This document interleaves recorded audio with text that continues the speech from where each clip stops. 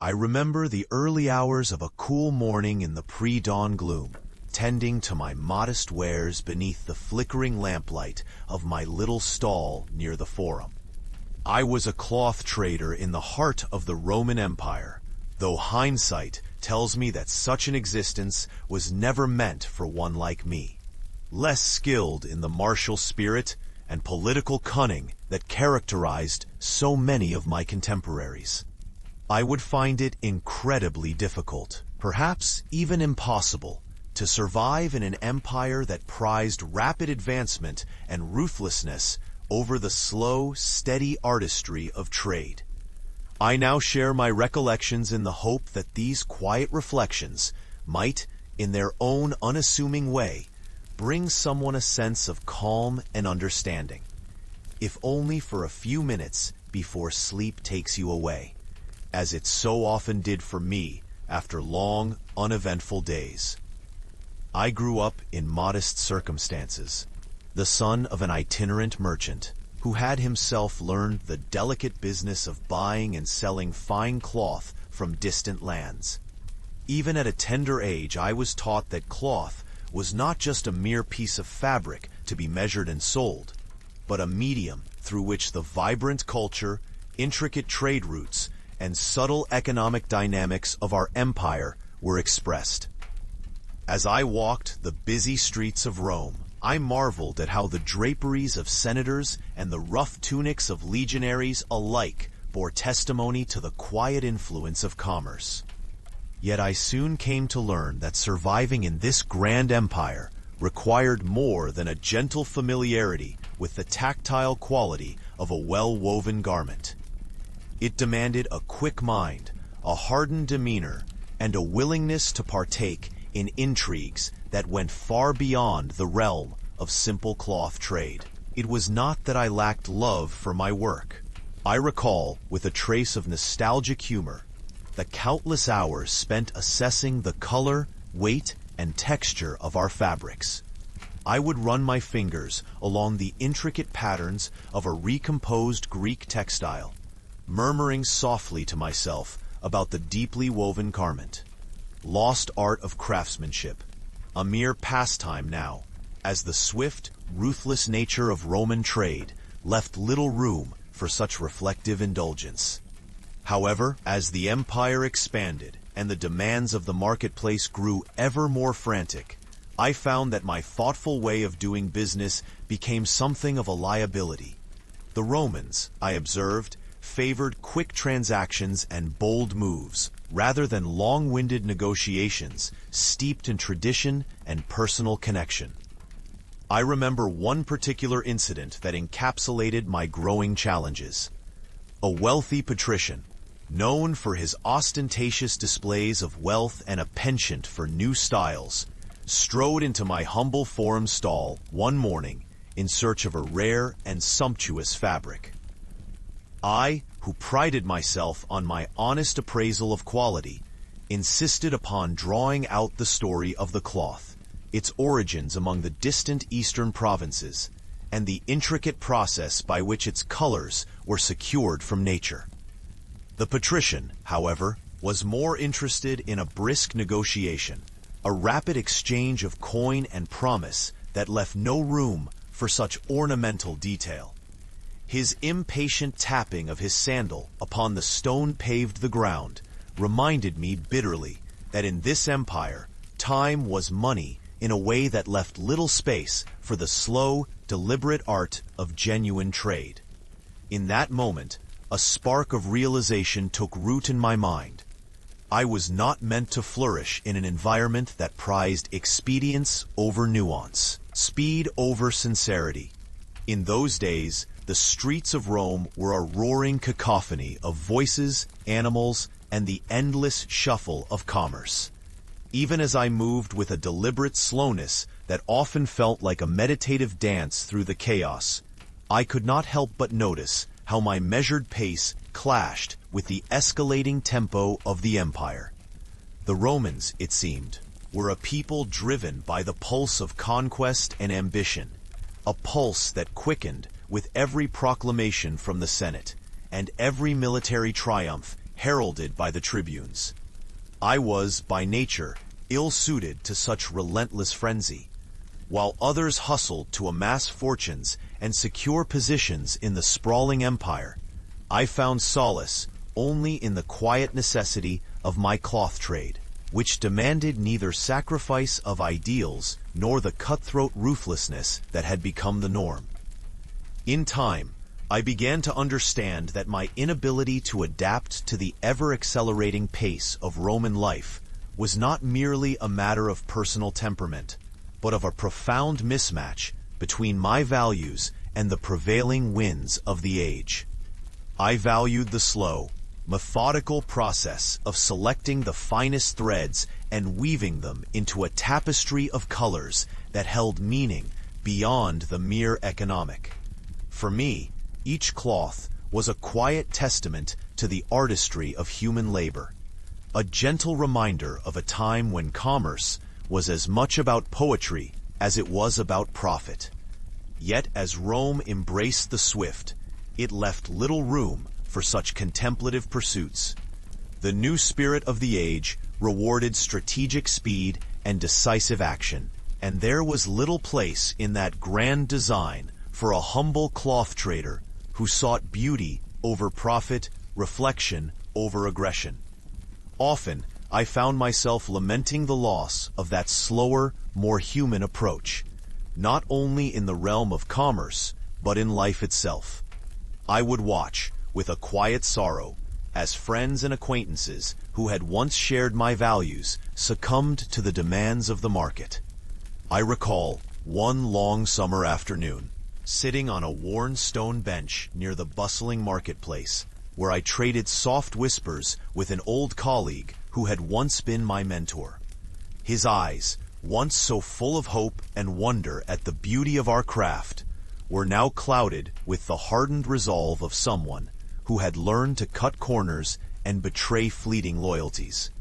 His voice, heavy with resignation, told me that survival in this empire now required one to be as unyielding as the mighty aqueducts and as nimble as the fleet-footed messengers, leaving little room for the introspective art of slow trade and gentle discourse. In that conversation, I came to see that I was on a path, however unintentional, to being utterly out of sync with the world around me. This growing realization was accompanied by subtle shifts in the very fabric of Roman society. A fabric as layered and intricate as the textiles I so cherished.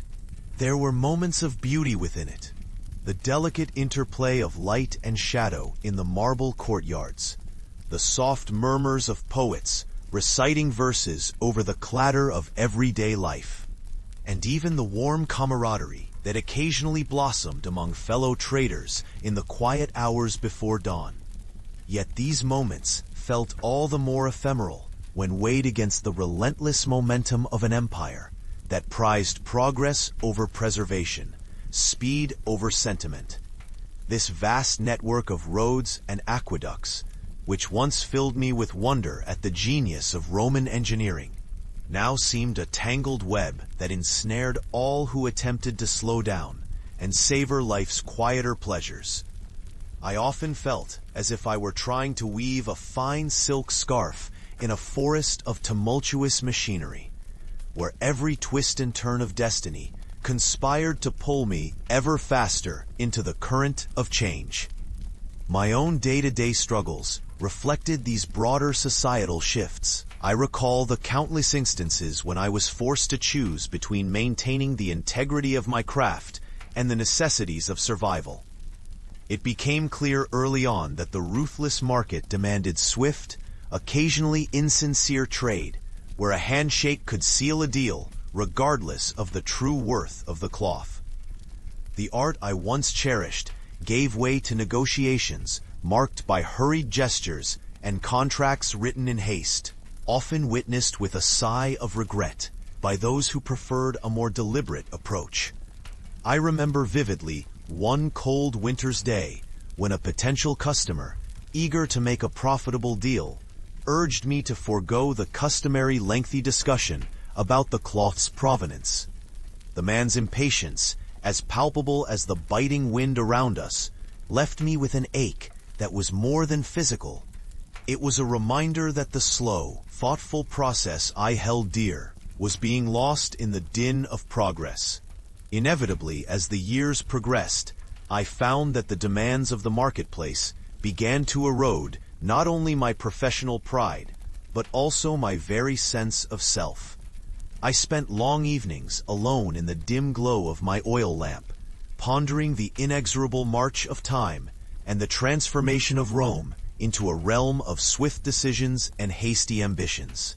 It was in these moments of introspection that I realized I might be better off accepted by the gentle twilight of history and by the harsh glare of a fast-moving present. I began to wonder how my life might have unfolded in a different era, one that valued the slow diffusion of wisdom and the deliberate unfolding of destiny, a time when each piece of cloth was a living testament to the painstaking care of its maker, and survival was measured not by the speed of one's trade, but by the longevity of one's art. As I walked the uneven cobbles of ancient streets, the weight of this realization pressed upon me, and I couldn't help but feel that, perhaps, I was never meant to thrive in such a relentless and ever-changing world. In the quieter days that followed, I endeavored to cling to the dignity of my trade, even as it slipped away like the last light of dusk on a summer evening. I started to write down my thoughts in a small leather-bound journal, a habit born not of necessity, but of a deep-seated desire to capture the fleeting beauty of moments that would otherwise be lost in the rush of commerce. Every entry was filled with long, languid sentences that mirrored the unhurried nature of my inner world, an oasis of calm amid the turbulent flows of Roman society. I would describe the way the morning light played upon my fabrics, turning them into shimmering canvases upon which the colors of sunrise and the deep indigo of twilight danced in quiet celebration.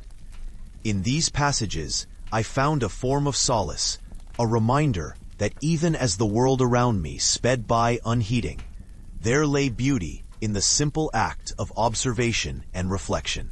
Even this small ritual could not stave off the encroaching demands of a society that valued speed over sentiment and conquest over contemplation. Looking back now, in these long, measured reflections, I see clearly the multitude of factors that combined to render my existence in the Roman Empire so precarious. There was the unyielding acceleration of economics and politics, a tide that swept away those who could not adapt fast enough.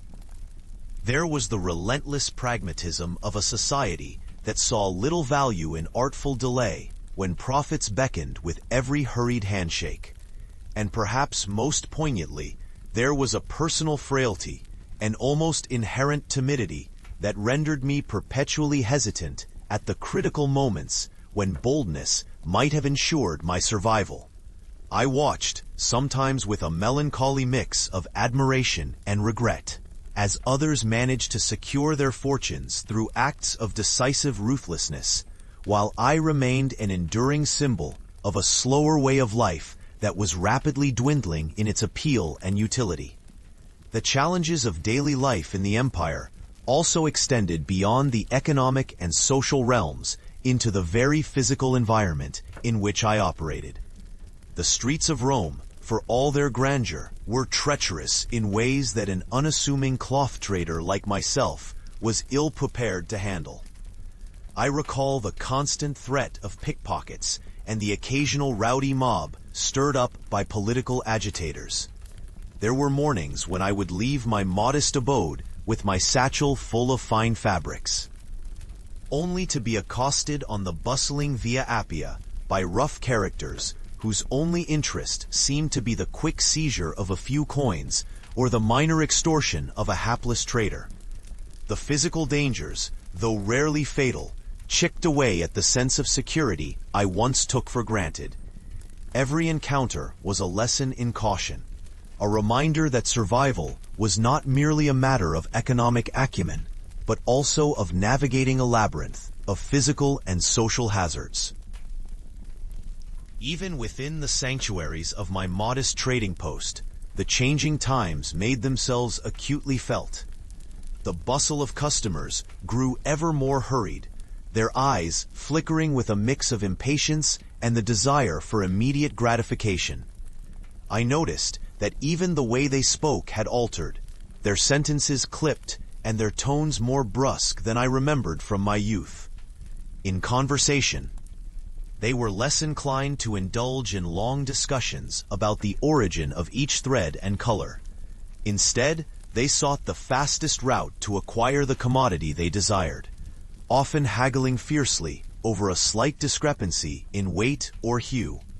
The gentle art of persuasion, once a valued part of every transaction, had now been replaced by a clinical arithmetic where each coin was accounted for and no nuance existed between buyer and seller. I would often stand silently by my stall, the weight of my realizations pressing upon me as I observed the evolution of my trade. And in that observation, I came to a quiet conclusion that my very soul was at odds with the destiny imposed upon me by these progressively merciless times. As the seasons turned, I also became increasingly aware of the shifting alliances and subtle intrigues that coursed through the veins of Roman society. The power wielded by senators and generals now intertwined with commerce in a manner that left little space for those of us who preferred to conduct our affairs with measured restraint. I recall specifically a time when a politically influential figure, renowned for his participation in the more turbulent arenas of power, sought to secure a large order of cloth for what he claimed was a philanthropic project.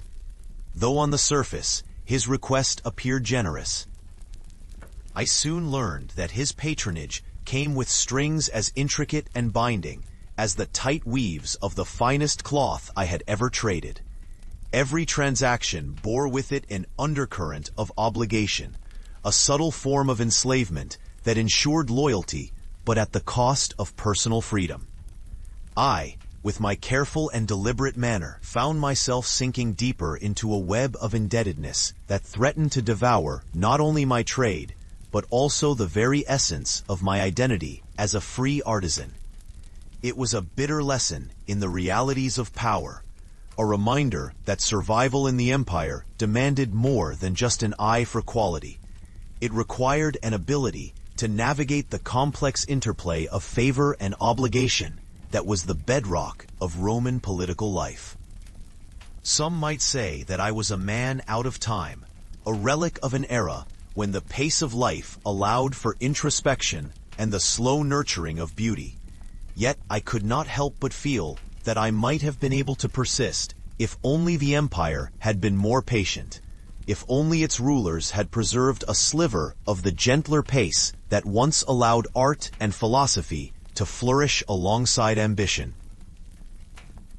I often joked quietly with myself, more to console my weary heart than to entertain any audience, that perhaps I was meant for a world where the threads of life were woven slowly, with care and reverence, rather than with the brisk, utilitarian efficiency of the modern age of Rome.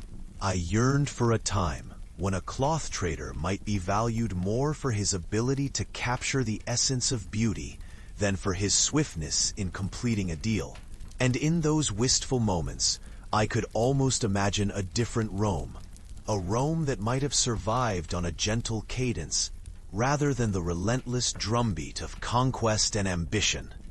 In retrospect, I see that my struggle to survive in the Roman Empire was not necessarily due to a lack of ingenuity or even a deficiency in skill, but rather because of an inherent misalignment with the broader currents of my time.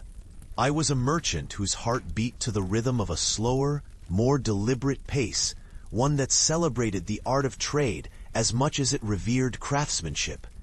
Yet the empire, ever changeable and ever demanding, had little use for the unhurried spirit. In a land defined by monumental achievements in warfare, engineering, and architecture, where every stone, Every aqueduct seemed to bear the mark of ceaseless activity and ambition. There was scarcely any room for a man whose greatest virtues were reflected in his patience and his affinity for the subtle interlacing of color and texture. I found myself increasingly sidelined in favor of those who embraced the ever-quickening cadence of commerce, those who were willing to sacrifice the slow art of understanding for the swift rewards of credit and coin. There were days when I would wander through the back streets of Rome, my thoughts adrift in melancholy, remembering the days when my trade was an art form, a deliberate craft that demanded respect and contemplation. I would recall the long evenings spent under the gentle glow of twilight, when the noise of the city faded into a soft murmur, and a quiet peace seemed to settle over even the busiest districts. In these moments of solace, I allowed my mind to drift to the distant provinces, where the cloth I traded was still woven with methods passed down through generations. Methods that honored traditions, now largely forsaken in the pursuit of quick wealth. I imagined, with a vague yet persistent hope, that perhaps there lay a small niche in the vast tapestry of Rome, a corner where slow artisans could still find refuge and mutual support amidst the whirlwind of change. But the empire, for all its grandeur, was inexorably drawn to progress and innovation, leaving little space for those like myself who treasured the measured pulse of a bygone era. As I pondered further, I recognized that my own difficulties were mirrored by a larger, almost inevitable transformation of the Roman world. A transformation driven by a ceaseless desire for expansion, innovation, and, above all, speed. The very roads that had once connected distant corners of the empire were now arteries of a relentless current, carrying with them not just soldiers and merchants, but also the spirit of a society that prized rapid advancement over deliberate evolution. I could not help but feel that my fate was sealed by this inexorable momentum, a destiny that did not allow for the contemplative, leisurely pace that my nature demanded. Like a delicate loom caught in the gears of a massive machine, my slow, steady rhythm was gradually overridden by the clamorous demands of a society in perpetual motion. In the quiet solitude of my modest dwelling, I began to compile my experiences, not only as records of a bygone life, but also as a form of resistance, a subtle protest against the lost art of slow commerce and careful negotiation. I wrote with a steady and deliberate hand, each word carefully chosen to convey the nuance of my journey, the challenges that beset me, and the bittersweet truths of my existence in an empire that had little use for the thoughtful and the measured. I documented the long hours of negotiation with impatient buyers, the discreet and often painful reminders of political obligations, and the small, almost imperceptible ways in which the art of cloth trading had been eroded by the forces of modernization and greed. In my journal, every description of fabric, every whispered recollection of a conversation, served as a small act of defiance against a world that was hurtling toward change at a pace that I could scarcely bear to follow. Now, sitting here in the soft lamplight and recalling these memories, I find a kind of gentle humor in the absurdity of my plight. A cloth trader so enamored with the art of slow, meaningful interaction, surrounded by an empire that valued speed, cunning, and the cold arithmetic of commerce. I chuckle quietly at the thought that perhaps I was too much of a relic, a living embodiment of a past age whose virtues simply had not been adapted to the relentless demands of my time. Yet there is a measure of comfort in that very realization, for it reminds me that while I may have been ill-suited to the capricious rhythms of imperial progress, I still possessed a certain integrity in a world that had long since abandoned such ideals. In those final days of conscious reckoning, As the shadows of twilight deepened and the noise of the city receded into the night, I came to see that my inability to survive in the Roman Empire, break time 500 milliseconds, was not a failure of mine alone. It was, in many ways, the inevitable outcome of a world that had grown too eager, too ferocious in its march toward the future. I was a man whose life was measured by moments of quiet beauty. A man who treasured the tactile sensation of fine fabric, the rich and layered histories whispered by each thread, and the deep, resonant pleasure of a deliberate, unhurried exchange. In a society that prized the flash of coin and the abruptness of action above all else, there was no quarter for such a soul. I recall with a wistful smile how amid all the clamor and haste, I would often pause and observe the intricate dance of light and shadow as it played across the colorful arrays of my goods, allowing myself a few stolen moments of wonder. Those moments, fleeting as they were, bore testimony to a truth that transcended the din of commerce, a truth that whispered of a world where time itself was valued as a precious and irreplaceable commodity. In the soft, enfolding quiet of many a sleepless night, I would lie awake, listening to the echo of distant conversations drifting through the narrow streets, contemplating a life that had grown so at odds with the contemporary demands of Roman civilization. I would think of the once sacred art of diligent craftsmanship, of how the careful selection of materials and the patient weaving of threads into lasting works of beauty had gradually surrendered to the masses of coin-driven endeavors. It became clear that the lush tapestry of our society had been rewoven with threads of rapid progress and transient ambition, leaving little space for those of us who relied on the measured beauty of slow tradition. Thus, I found in the end that my very nature, a heart attuned to the gentle cadence of tradition and the deliberate practice of art, was an anomaly in a world that had evolved far beyond such delicacy. I always suspected that if I were cast into the maelstrom of modern commerce, stripped of all the trappings of my slow, reflective trade, I would be lost in the clamor, unable to command the swift maneuvers that the new order demanded. I had witnessed, in the unfolding of countless exchanges and the rapid turnover of capital, a deep and disheartening truth. Survival in the Roman Empire required a ruthless efficiency that I could neither emulate nor embrace without betraying the very soul of my craft.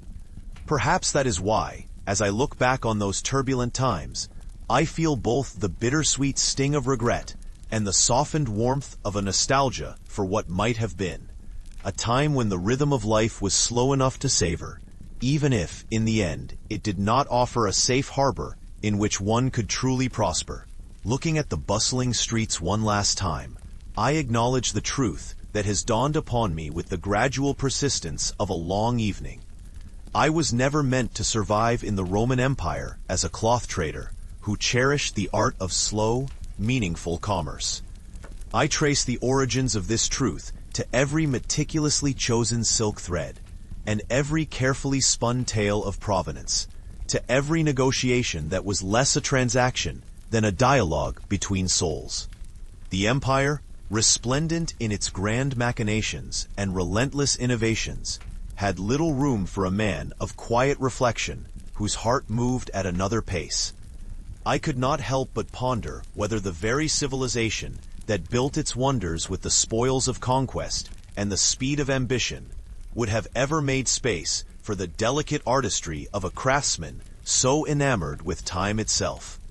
Now, as I pen these words in the hushed solitude of my modest room, I allow my thoughts to meander freely through the corridors of memory. I recall the gentle hum of the morning market, the soft chatter of fellow traders who, like me, found fleeting moments of beauty amid the rapid churn of commerce. I remember the way the light fell upon vibrant fabrics, each a work of art, fashioned by patient hands, and I think of all those who traded in haste and despair, losing in the process the very measure of time that could never be recovered. In the quiet arithmetic of my reflections, I realized that my survival was intertwined with my sensibilities, a delicate equilibrium that, while true to my nature, proved fatally at odds with an empire that cherished nothing but its own relentless progression. Indeed, I can now see that my soulful adherence to the slow art of commerce was both my greatest gift and my ultimate undoing. Somewhere in the endless throng of men willing to forsake the sanctity of careful craftsmanship for the cold thrill of instant profit, I stood as an outlier, a sentinel of an age that had already passed, a quiet monument to a time when the beauty of a gently told story and the measured cadence of careful trade were deemed as important as the clattering exchange of coin. The empire, in its infinite ambition, left little room for such gentle souls. And thus my days were marked by a persistent sense of isolation, a creeping loneliness that grew with every deferred conversation and every hurried sale.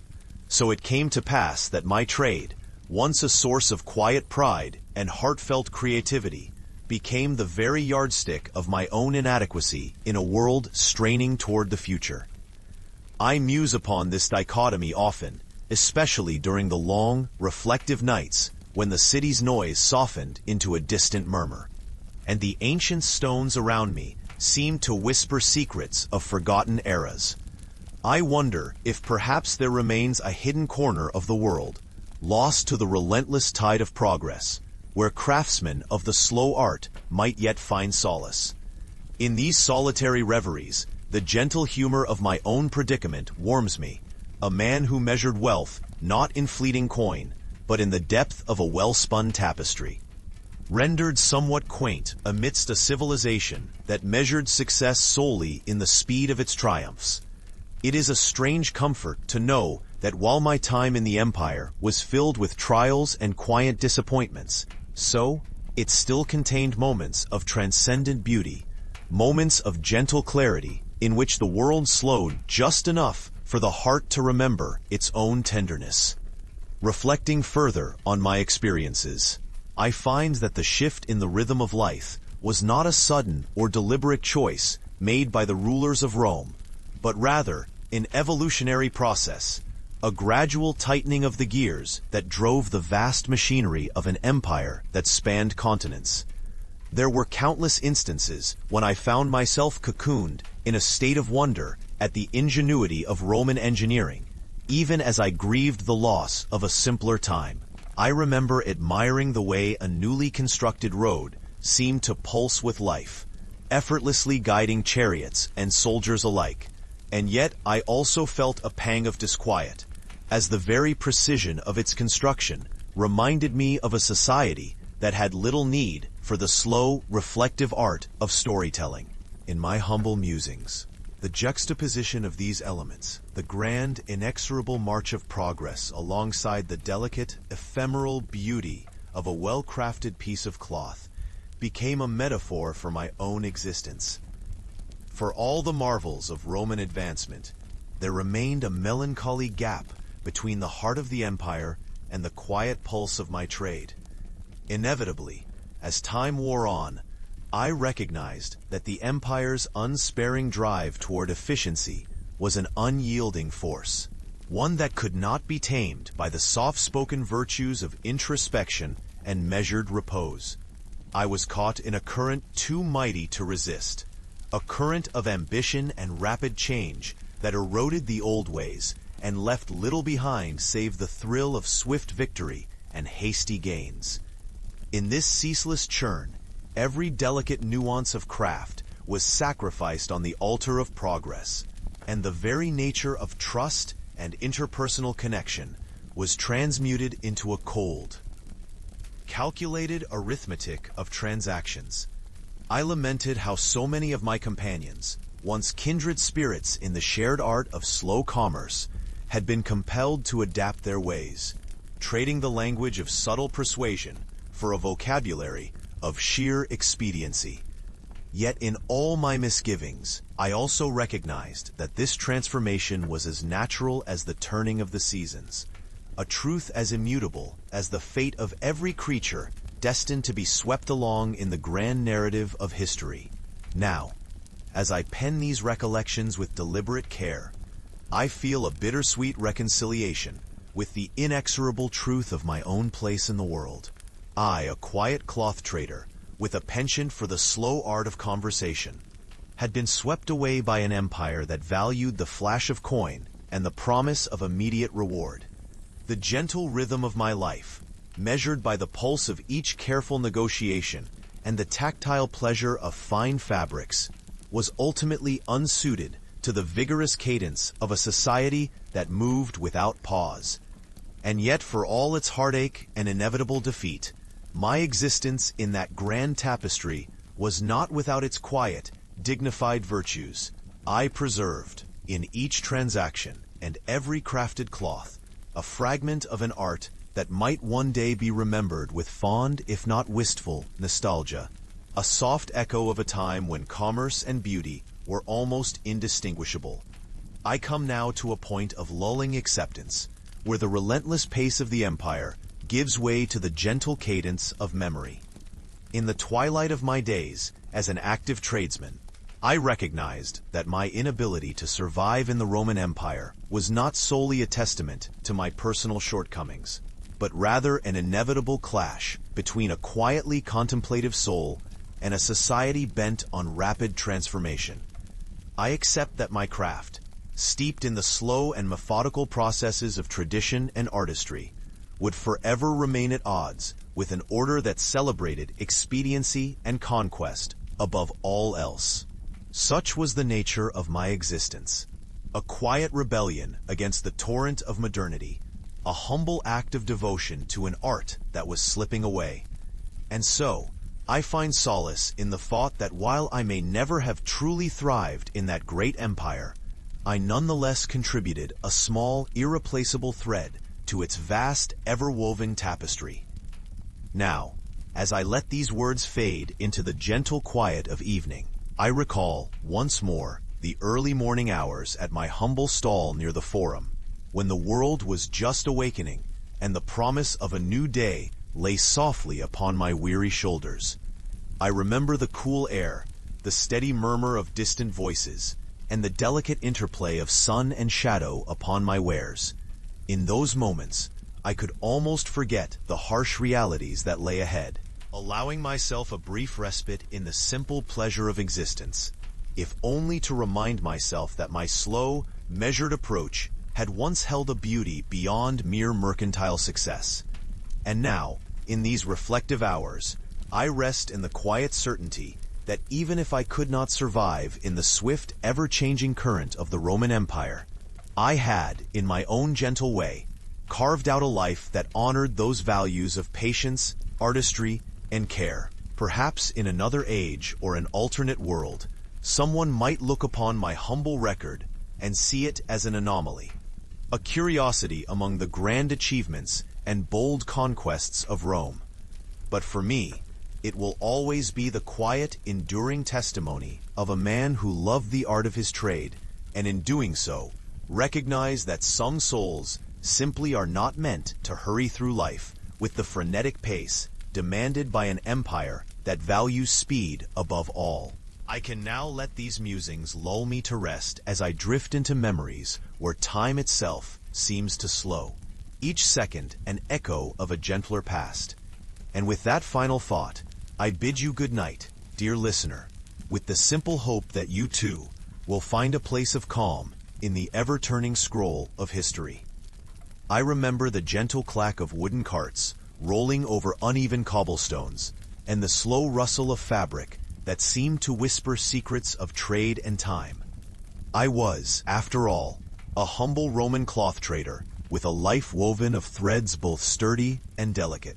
In many ways, my existence was a quiet tapestry of exchange and travel, though, as I now recall in the calm of my twilight years, surviving in the Roman Empire was not as simple as one might imagine.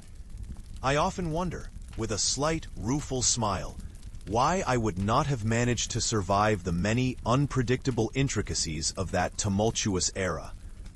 I was born into a family of modest means, where the art of fabric trade was passed down like a cherished but weary lullaby. My father and his father before him traded woolen cloaks and linen tunics, each piece a testament to our craftsmen's skill and to the enduring nature of commerce, in a world where the weight of a denarius often determined one's fate. In those days, the empire stretched far beyond the comforting boundaries of our market stall, and the roads, sometimes dusted with the remains of springtime sun, invited us to journey to distant towns and forgetful provinces. Yet I cannot help but recall that, at the time, I was not particularly built for the unruly demands of those long and perilous trips. I often spent long evenings in the modest warmth of my family's dwelling, a well-known establishment in our provincial settlement, where the aroma of spiced wine mingled with the earthy scent of lamplight and the gentle hum of conversation. Listening to the animated debates of older traders about the latest whispers of political unrest or the shifting allegiances among Rome's generals, I would quietly ponder my own destiny. I suspected in those quiet moments that my survival might have been compromised by my stubborn inability to excel in the more brutal and cutthroat aspects of Roman commerce. After all, the art of trade was not merely about the delicate handling of cloth and coin. It was also intrinsically bound up with the art of caution and the sacrifices demanded by the ever-present threat of violence, betrayal, and deceit. The roads of Rome were not always smooth, and in navigating them, one was often met by unexpected storms, bandits lurking in the sparse wooded areas, and the occasional political edict that could reduce a busy market to silence within hours. I remember one autumn, during a journey to a bustling trade fair in a provincial town not far from the river, when the biting wind carried with it both the aroma of chill and the murmurs of an unsettled empire. The simple truth of survival was as basic as the interplay of trade and risk. Yet I found myself ill-prepared for the full measure of what it took to endure in a realm defined by constant change. It was in the marketplace that I first noticed the unsettling fragility of my position. Colleagues, seasoned in the art of negotiating under the constant buzz of political intrigues, informed me in hushed tones about the many ways a cloth trader could find himself caught in affairs greater than his modest trade. One such instance involved the shipment of a particularly fine bolt of dyed cloth. The colors, extracted painstakingly from exotic plants and insects, carried not merely the beauty of their origin, but also the weight of an unspoken promise that those who held the cloth in their hands were linked to the ingenuity of the empire. However, the intricate journey from the dye house in the Far East to the busy Roman Forum was fraught with peril. I recall, with a quiet shudder and a touch of self-mockery, how I naively believed that the simple exchange of cloth for coin might shield one from the vagaries of fate. During one lengthy journey, I narrowly escaped a situation that still haunts my reveries today. I had arranged to meet a supplier in a distant town known for its vibrant markets and equally vibrant challenges. As I traveled along the winding roads near the Tiber, I found myself detained by a group of rough-spoken men who seemed to believe that the mere sight of a cloth trader made one an easy target for extortion. My voice, usually so steady when reciting the names of various fabrics and hues, trembled as I explained my business to these men of ill repute. Even as I attempted to barter and bargain, a facet of my training that had always given me comfort in times of hardship, I realized that my gentle manner and overly detailed accounts of the cloth's origin were no match for the harsh, unyielding logic of force. In that moment of dread, I silently acknowledged that in such circumstances, survival was more a matter of ruthless cunning than the polite discourse I had always practiced. Yet the tapestry of that era was not solely defined by moments of danger. There were periods when life, the slow, deliberate dance of trade, seemed to progress with an almost hypnotic regularity.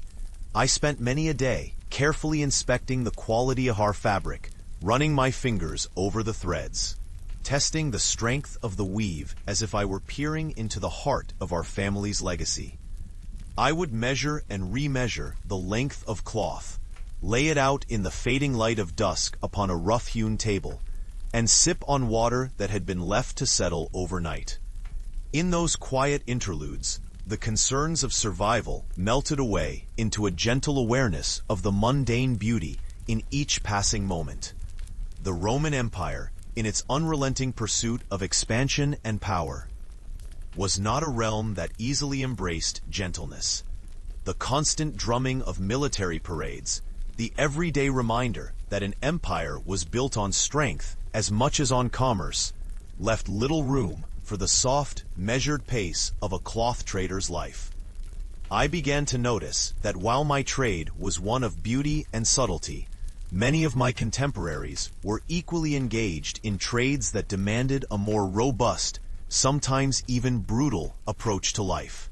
Merchants who transported rarities like silks and spices grew accustomed to the idea that negotiating with local power brokers or even the occasional military official was as much a part of their daily routine as balancing the books. In contrast, I remained forever a gentle soul who preferred the quiet pursuit of beauty in the details of my wares. That very same night when I narrowly escaped the clutches of danger, I remembered sitting by a small fire in the dark recesses of a roadside inn. The inn was welcoming in its weariness, decorated with simple wooden benches and tables scorched by countless candles. There, the innkeeper, a rotund, jovial man with a penchant for reciting proverbs, and his wife, tended to the few guests with a patience born out of generations of hardship. As the fire flickered against the stone walls, I marveled at how even in a harsh world such as that of the Roman Empire, the warmth of human kindness could still be found in the humblest of places. It was in those moments, as I recounted my story to fellow travelers and listened to their own quiet laments about the cruelty of fate, that I realized how precarious one's survival could be without a steady foundation of resilience and savvy adaptability. I eventually came to understand that surviving in the Roman Empire required an almost superhuman blend of shrewdness, agility, and perhaps even a willingness to abandon all the gentle manners one might naturally possess. The empire was a complex mosaic of power, politics, and profit, a place where the smallest misstep could result in ruin. I began to see that my own failures lay not in my inability to appreciate beauty or detail, but rather in my reluctance to harden my heart against the relentless demands of such a ruthless world. In a realm that celebrated the sword as much as it celebrated the scroll, my soft words and gentle tactics were easily overshadowed by those who had learned to fight not just with arms, but with cunning as sharp as any gladius. It was during one long and disquieting winter that I truly began to understand the stark challenges of life under Roman rule.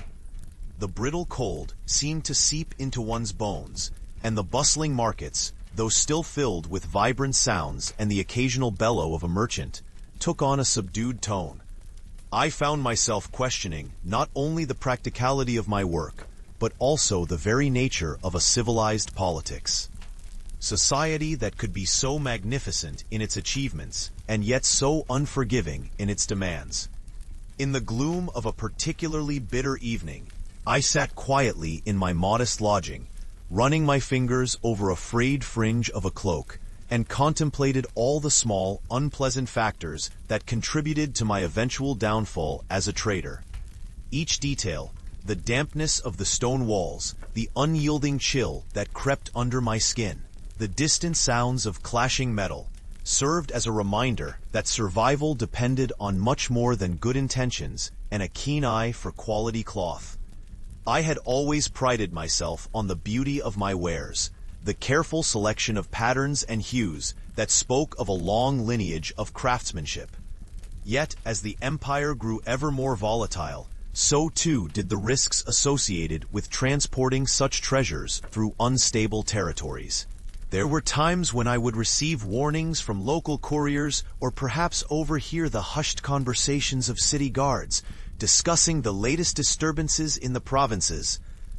Each warning was like an omen, a subtle suggestion that the usual rhythms of commerce might soon be disrupted by forces larger than simple market fluctuations.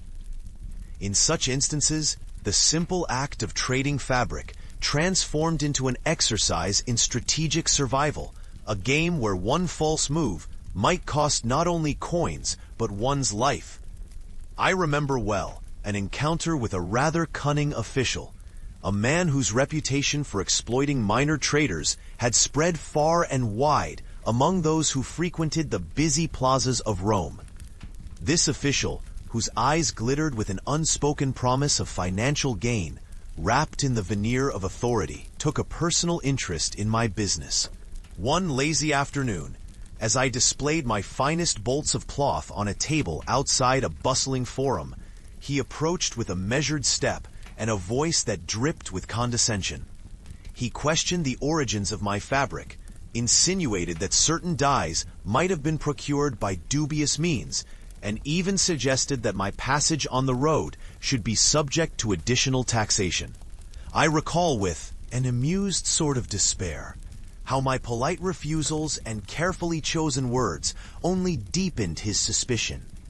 In his eyes, my refusal to bend to his whim was not that of a mere cloth trader, but of a stubborn, irreverent soul unwilling to conform to the rougher etiquettes demanded by power.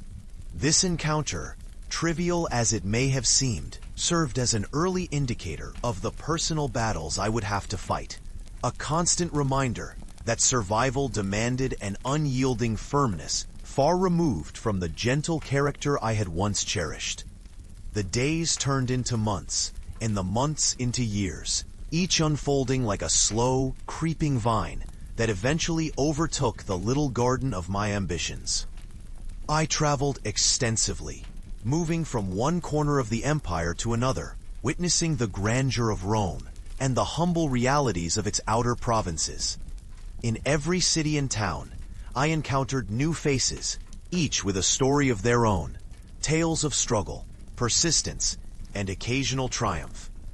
There were merchants who had made fortunes by taking bold, often ruthless risks on the volatile currency of power.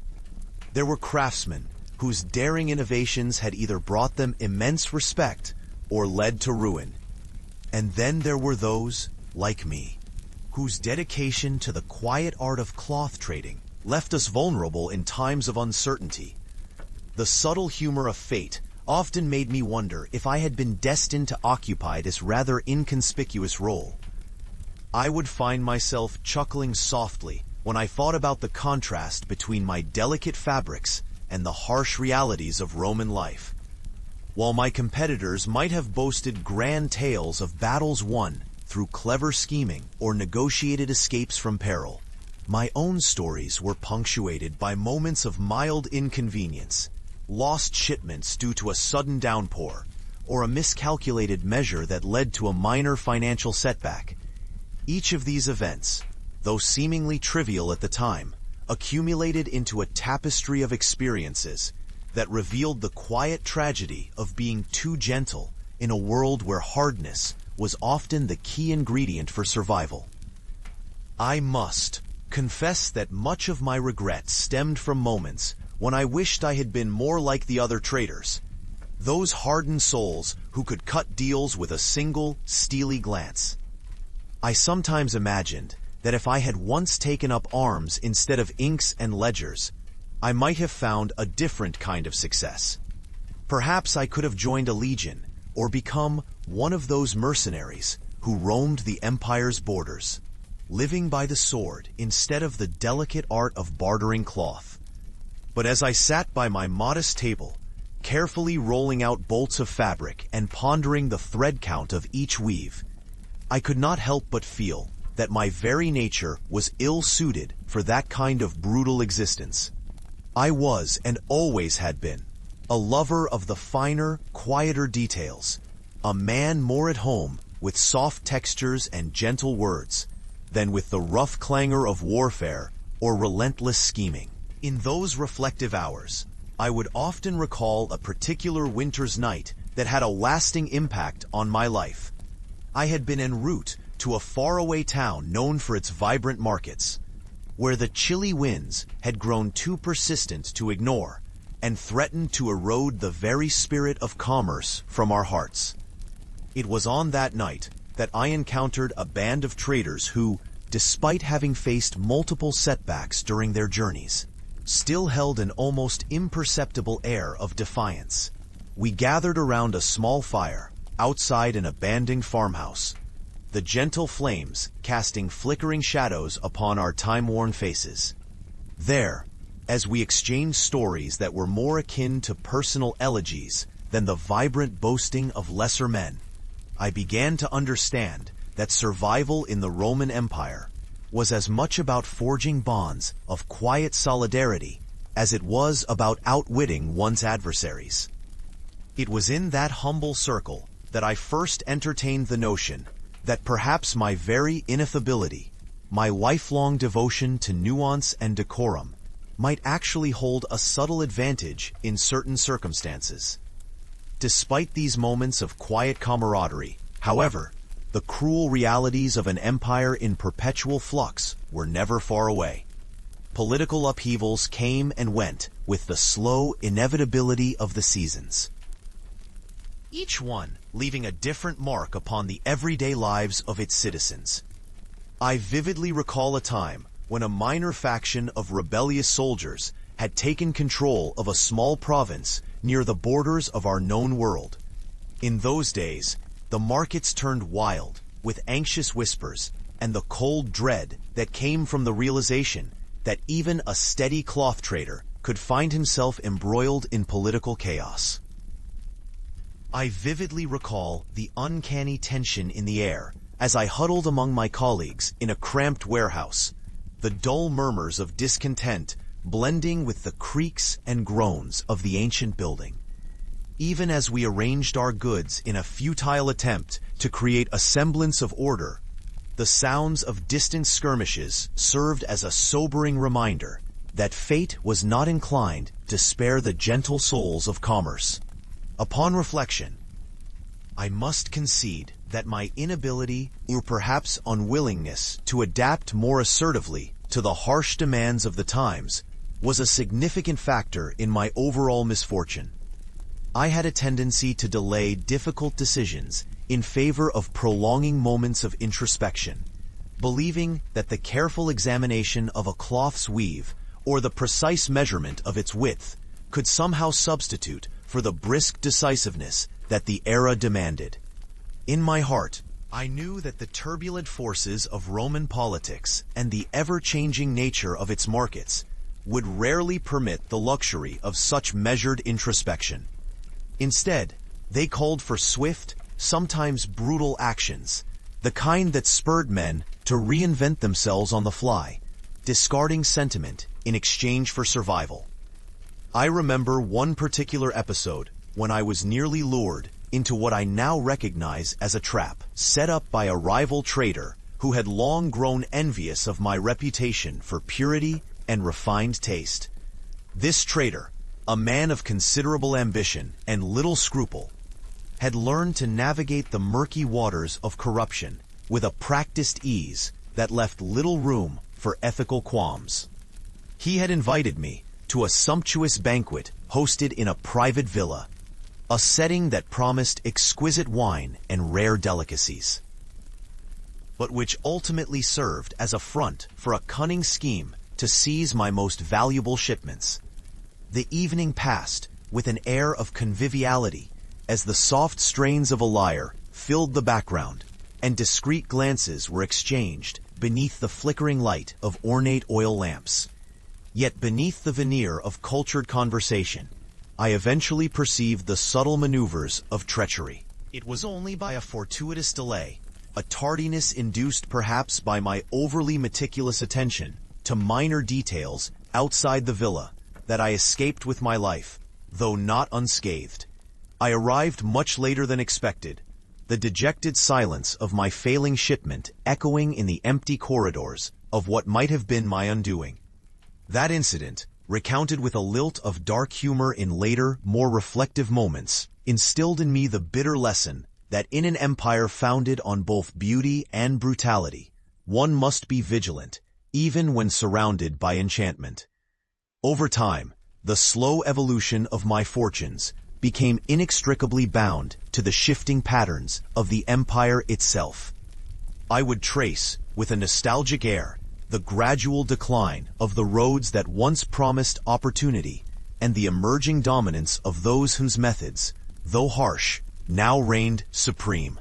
Each journey I embarked upon seemed increasingly fraught with obstacles not only from external forces, but also from the creeping inevitability of my own frailties. I came to understand that there was a price for maintaining a certain genteel reputation in a world that had come to appreciate only the quick and decisive moves of its more hardened denizens. With each mischance and every narrow escape, I felt that the threads of my very destiny were being rewoven in a pattern that left little space for the soft subtleties I had so long cherished. In the quiet thousands of miles traversed over countless seasons, I also began to note the smaller, almost imperceptible details that revealed the deeper rhythms of life in the Roman provinces. I observed how the local women, with their quiet resilience, would fold and refold their garments with a precision that echoed my own painstaking care with cloth. The bustling markets, though often echoing with the harsh demands of street vendors and the stern admonishments of local officials, still retained moments of beauty: a child's laughter, the delicate pattern of a carved fountain, the slow arc of the sun over ancient marble. These observations, while not grand in the conventional sense, became small anchors of sanity amidst the unpredictable tides of unrest and ambition.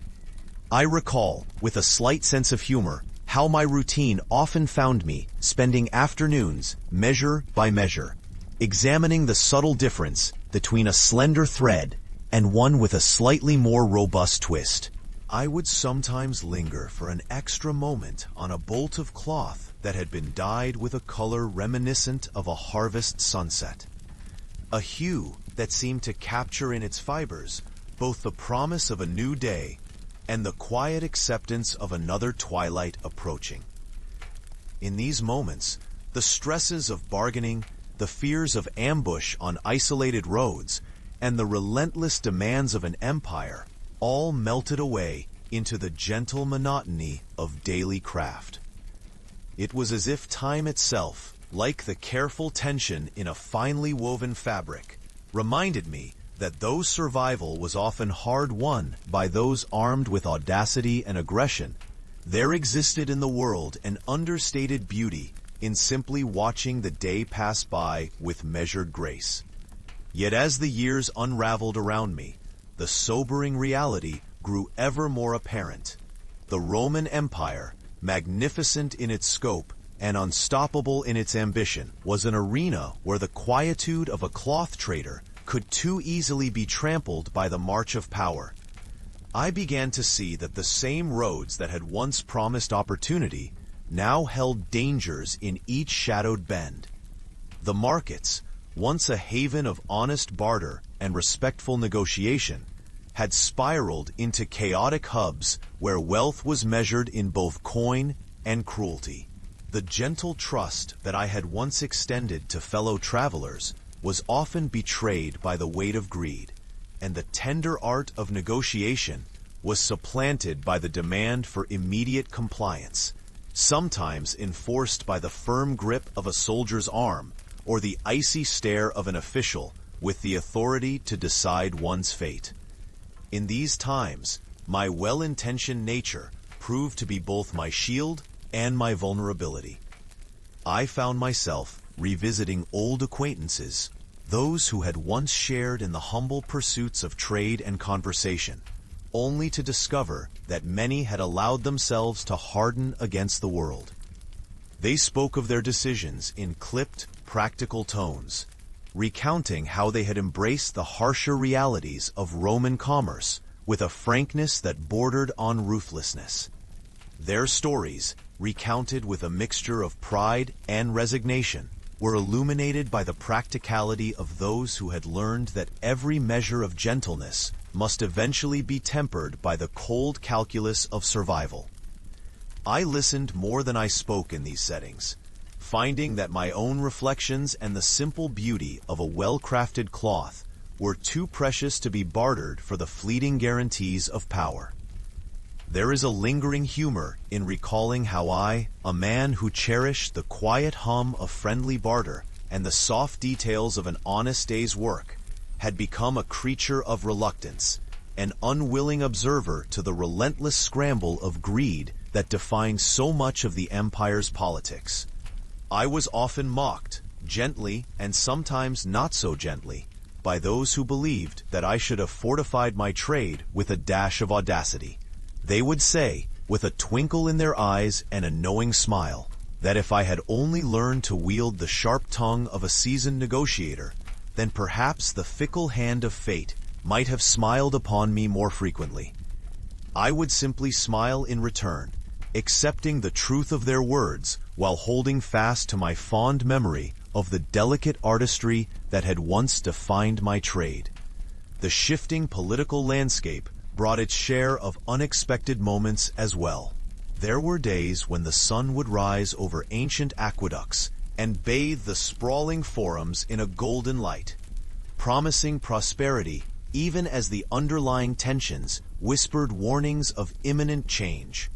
In one such fleeting morning, I found myself engaged in a seemingly insignificant conversation with a local magistrate, a man whose soft-spoken manner belied the steely determination that had allowed him to survive many a turbulent season. We spoke softly about the quality of local produce and, with a subtle nod, about the intricate interplay between market traditions and the ephemeral nature of power.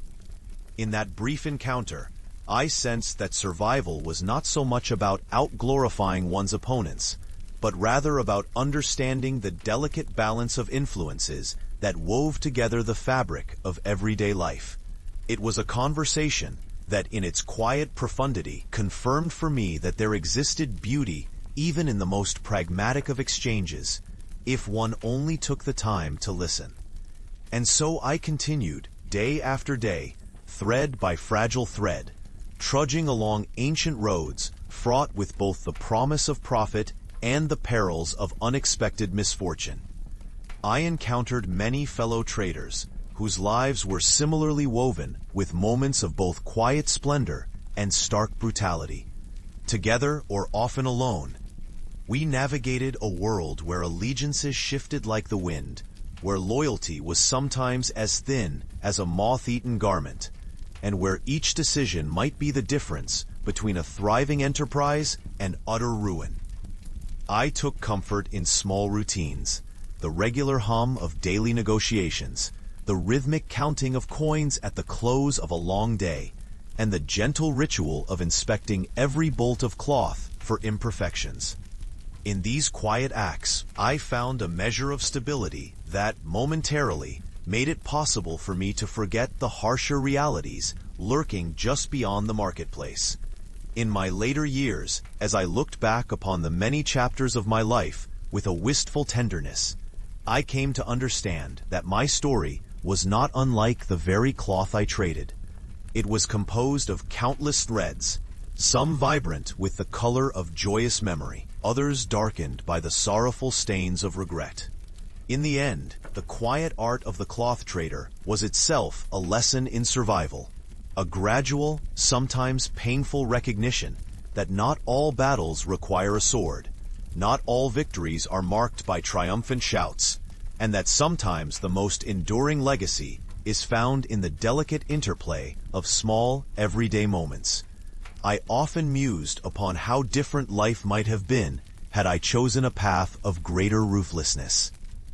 Had I learned to harden my heart against the soft allure of beauty. Yet, as I pored over these reflections, I recognized that it was precisely my gentle nature that enabled me to appreciate the minute intricacies of every unfolding day, and that perhaps, in a world as vast and unpredictable as the Roman Empire, That was both a gift and a curse. I recall a particularly quiet afternoon when I sat beneath the shade of an ancient olive tree near a small trading post along the Via Appia. The golden light of the sun fell in long, languid beams across the rows of neatly stacked fabric bundles, and the distant sound of a lute mingled with the gentle rustling of leaves in the breeze. In that serene moment, I felt almost impervious to the harsh whims of fate, a fleeting illusion of security that was, in truth, as delicate as the threads I so carefully handled. I reflected on the many instances where fate had conspired against the likes of me. The unexpected ambushes on desolate roads, the sudden edicts from imperious officials, and the tragic consequences of misplaced trust. All these events, though seemingly disparate, wove themselves into a single, quiet narrative, a testament to the delicate balance between hope and despair.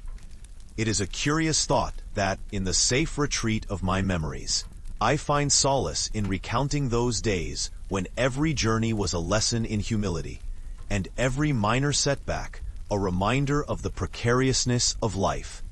As a cloth trader, I was never destined to be a hero in the grand tales of epic battles or monumental political intrigue. I was simply a man who cherished the beauty of finely woven cloth and the gentle art of conversation, a man whose survival depended more on kindness and caution than on force or cruelty.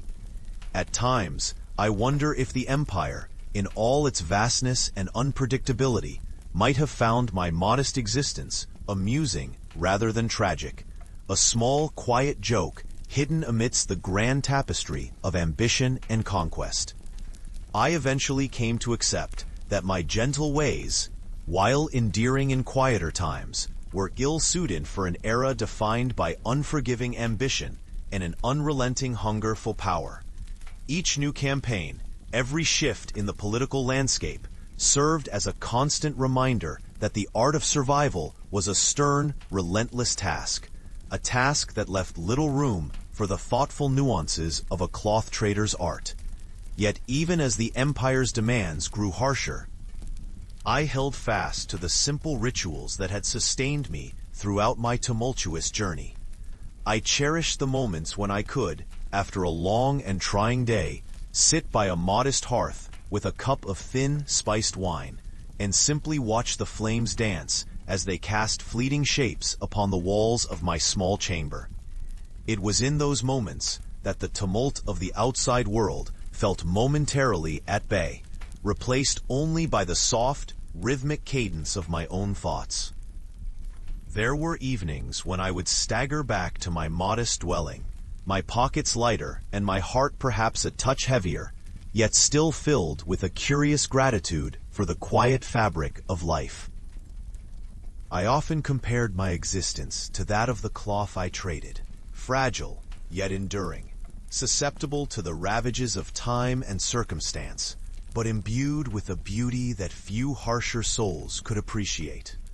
And as I lay in my modest bed, under a sky washed in the gentle glow of twilight, I would reflect on the slow, inexorable passage of time and the subtle interplay of fate and fortune. It was a feeling that carried both melancholy and wonder, a quiet recognition that while the world might deem me unfit for the brutal theatrics of imperial power, I had nonetheless carved out a quiet niche for myself amid the chaos. In those lingering moments of introspection, I would sometimes muse about an alternate course my life might have taken, had I chosen instead to embrace the more rugged, uncompromising path of a self-made warrior or a cunning merchant whose every step was guided by a merciless instinct for survival. Perhaps I would have risen above the petty rivalries of the marketplace, or commanded a fleet of caravans with the firm assurance of one who understood the brutal calculus of power. But then I would also recall, with a gentle smile, the subtle joy of running my fingers over the supple fabric of an exquisitely crafted cloak, or the simple pleasure of negotiating a fair trade not by the clanging of coin, but by the soft exchange of courteous words. Such reflections, though peppered with regret for opportunities lost, ultimately reassured me that there was beauty in choosing a path defined by modest elegance, even if it meant that life in the sprawling halls of empire would always be a challenge I could scarcely surmount. Over the course of many years, as my travel-worn feet trod countless miles over uneven terrain, and as my eyes grew accustomed to the bittersweet splendor of a fading era, I began to see that my survival in the Roman Empire was less a matter of physical endurance and more an intricate dance with destiny.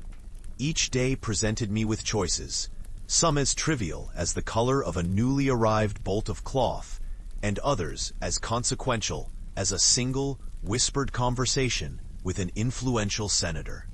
In these moments, I learned that surviving was not simply about outwitting one's adversaries or accumulating wealth. It was about deeply understanding the quiet language of life, one that spoke in hushed tones of hope, regret, and the unspoken promise that every sunset held a new beginning. I found that even in the midst of political upheaval, the simple act of appreciating a well-woven fabric, a tapestry of muted hues and gentle textures, could serve as a quiet rebellion against the harsh dictates of an empire set on crushing the delicate dreams of those who traded in beauty rather than brutality. Looking back on that long, winding journey through the empire, I often feel a calming ambivalence about my choices. My days as a cloth trader were filled with moments of serene reflection, interspersed with bursts of unavoidable tension. I remember once, on a mild summer's day, wandering through the bustling forum of a remote town, where the voices of merchants mingled with the soft murmur of the nearby river.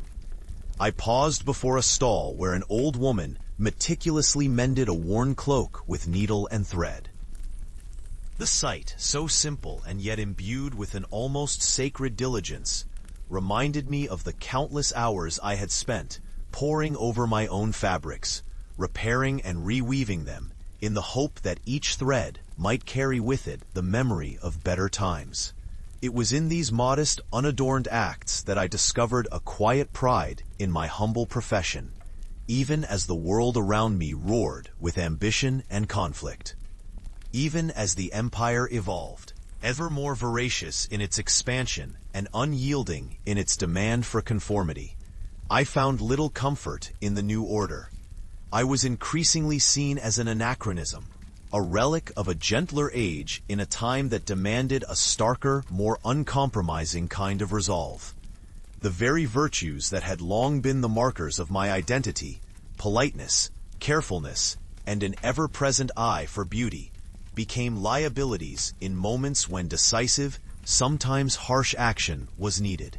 Yet, as I retreated further into the quiet corners of my own mind, I discovered that these same qualities were, at their core, an intimate part of who I was.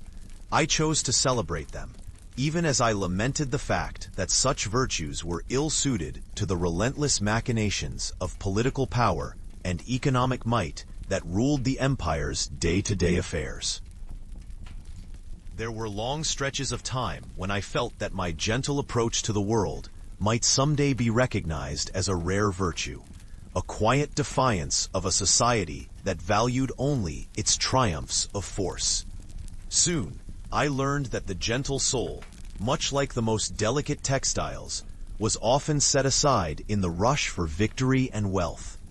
I recall a chilly evening late in my trading career, when I took refuge in a small, forgotten village. The locals, though initially wary of my refined ways, eventually welcomed me into their simple fold. I spent a few days there, sharing meals of hearty stew and bread baked in earthen ovens, and listening to the soft tales of village life that echoed with quiet resilience. In that temporary haven, I experienced a moment of grace, a gentle reminder that survival was not only measured by the battles one fought, but also by the quiet connections made with those who shared in the everyday miracles of life. Yet even as I savored these moments, the inevitable pull of fate soon urged me back onto the roads, and into the complex currents of the empire. In the end, I must admit that my journey through the Roman Empire, marked by both tender joys and bitter defeats, was a testament to the unpredictable nature of survival itself.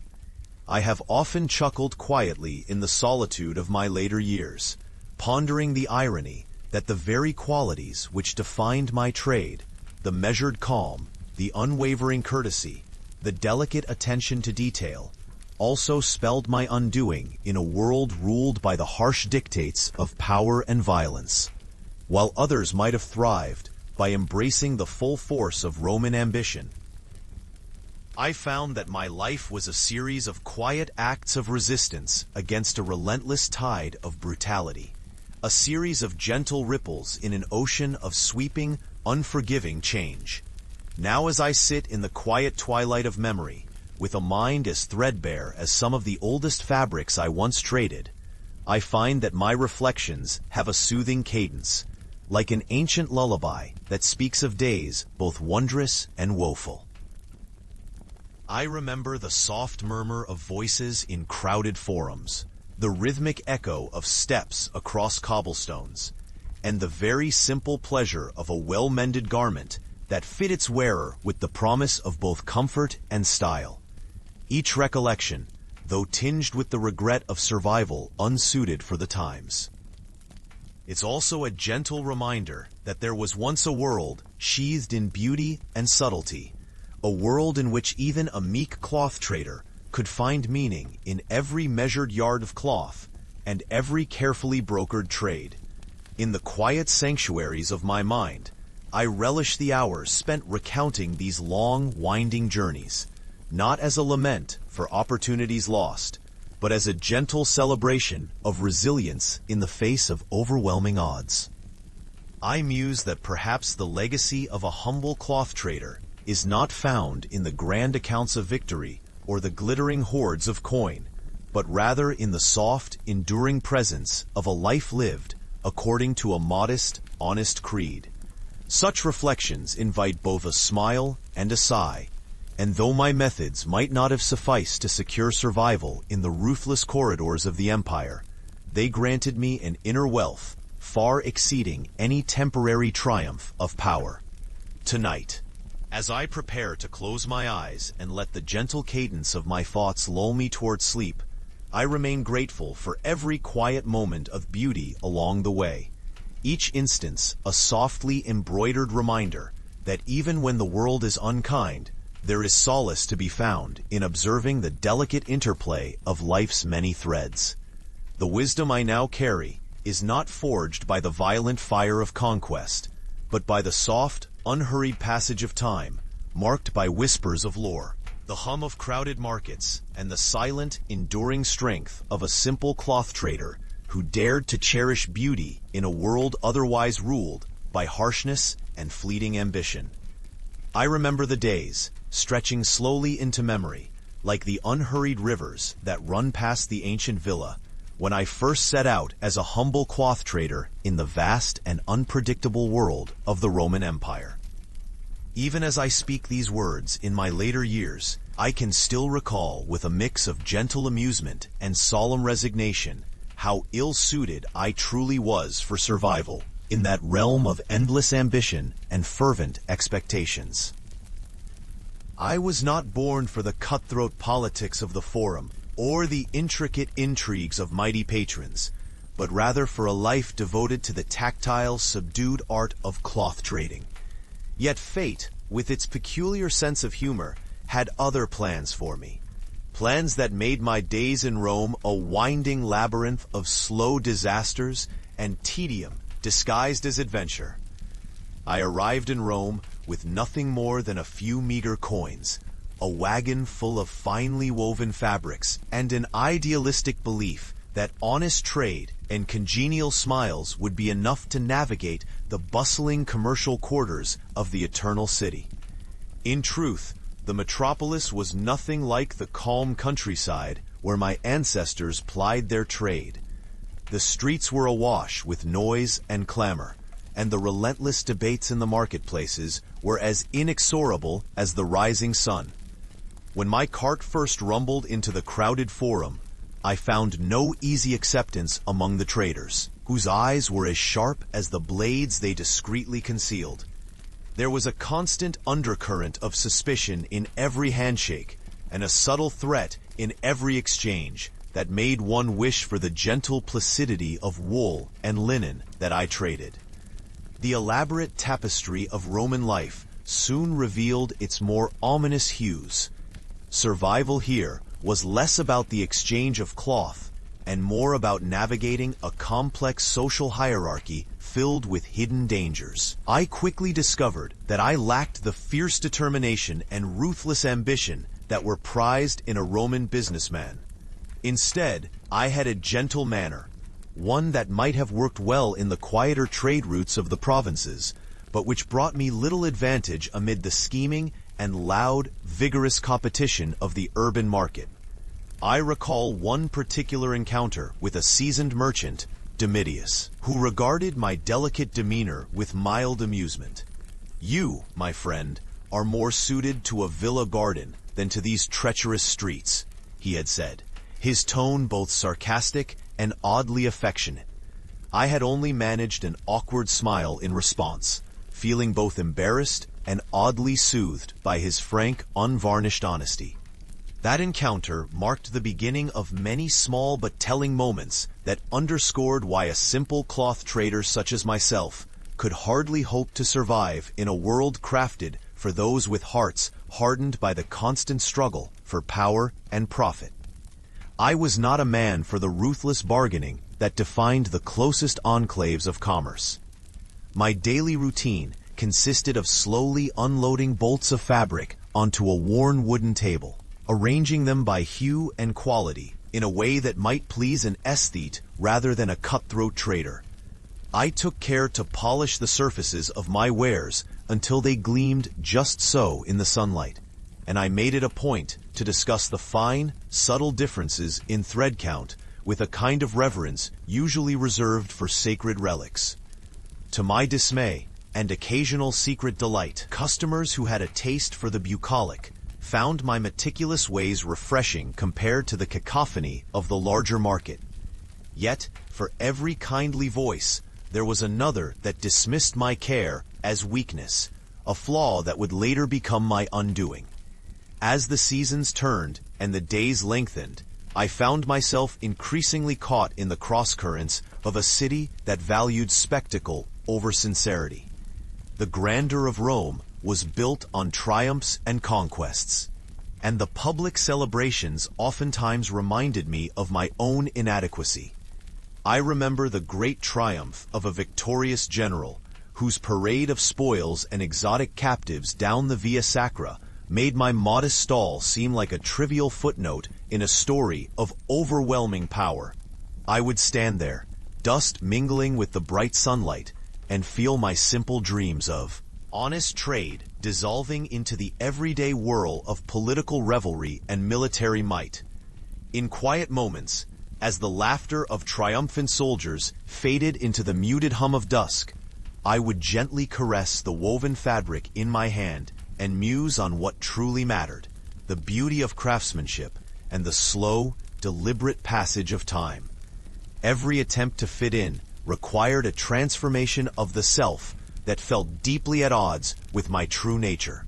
I made several attempts to adopt the more assertive mannerisms of my Roman counterparts, practicing gestures in front of a cracked mirror, and even trying, with some degree of self-consciousness, a more confident tone when addressing potential clients.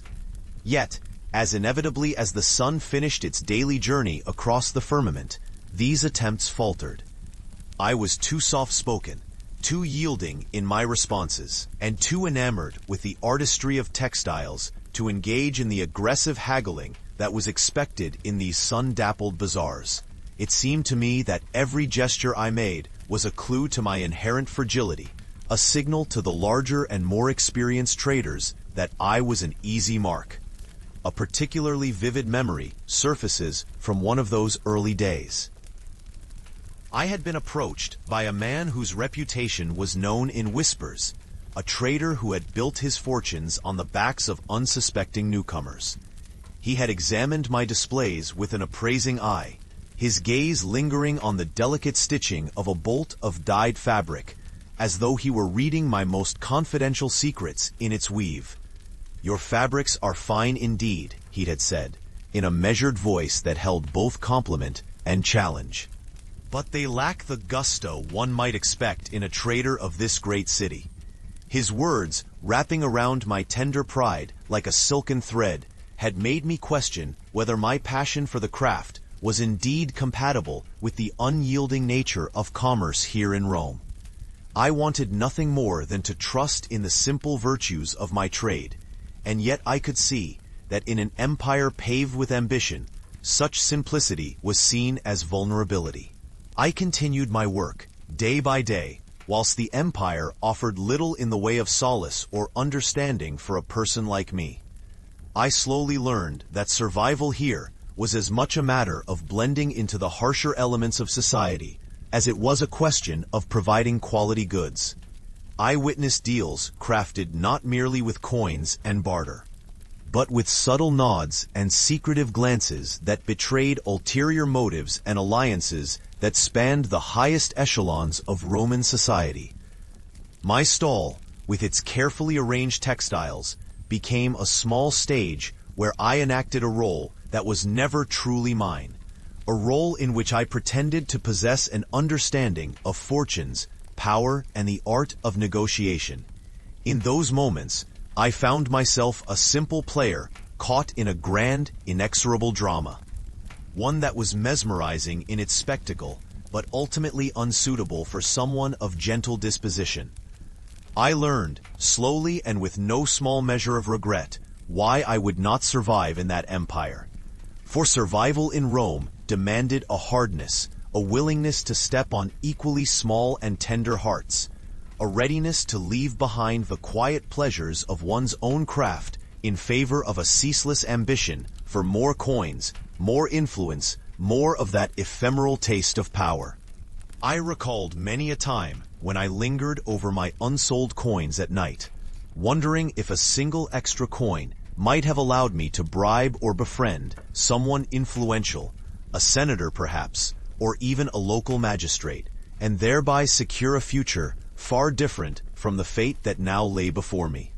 But every such thought was as fleeting as the autumn breeze that rustled the nearby vines, trivial in the grand sweep of events geared towards the endless pursuit of greatness. I came to appreciate that my dream of a tranquil life, where every day was as predictable as the rising of the moon, was simply incompatible with the unpredictable rigors of an empire that never sat still. The threads of my life were woven in patterns too delicate to withstand the pull of Rome's bustling, enthusiastic might. My very nature seemed to rebel against the constant need for self-reinvention, for mustering a vigor I did not possess. It was much like watching a finely embroidered cloth slowly unravel, each loosened thread telling a tale of mischances and quiet despair. I often entertained a wry thought.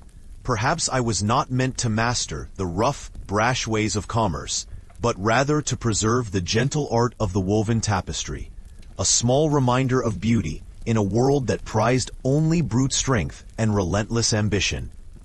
I remember a particular afternoon when the heat of the day, combined with the incessant chatter of the crowd, had brought me to the brink of a minor breakdown.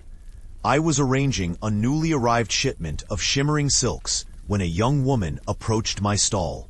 Her eyes, curious and bright, took in the careful arrangement of fabrics with an intensity that spoke of an appreciation for the quieter things in life. "You must be a very thoughtful man, sir," she commented, her voice lilting like a soft summer breeze, "to arrange your wares with such care." I managed a small smile, my heart swelling with a mixture of pride and sorrow. Could it be that in that fleeting moment she saw past the outward veneer of a trader to the gentle soul beneath? Yet at the same time, I felt an undercurrent of pity in her words, a pity that hinted at the recognition that someone like me, with my tender affections for routine and reluctant ambition, would ultimately be swallowed, by the voracious appetite of a city that cared little for genuine artistry. That day, as the din of the market ebbed into the soft hues of twilight, and the chatter of the people softened into the background like a familiar lullaby, I paused to reflect on my existence. I recalled the many nights spent hunched over a modest meal by candlelight, sketching designs in a little worn notebook, and wondering what sort of life awaited me if, 500 milliseconds, I continued down this unsteady path. The refrigerator of my modest dwelling was rarely stocked with anything more elaborate than stale bread and olives, and I found myself haunted by a dream of a world where cloth was appreciated for its beauty and a trader could earn his living with honor and quiet dignity. But such dreams were perilously out of sync with the restless, insatiable heartbeat of the empire. My daily struggles grew ever more nuanced as I encountered not only the brash personalities of established merchants, but also the shifting currents of societal expectations. As winter approached, I prepared my small cart for the journey north to market towns, where the gentle countryside promised a temporary reprieve from Rome's unyielding intensity. I remember setting out early one chilly morning, the dew still clinging to the grass like tiny jewels, the soft murmur of conversation mixed with the creaking wheels of my cart. The journey was long and arduous, and yet each mile brought with it moments of serene contemplation. I recalled how, in the softness of experience, the landscape seemed to whisper gentle truths about the ephemeral nature of worldly ambition.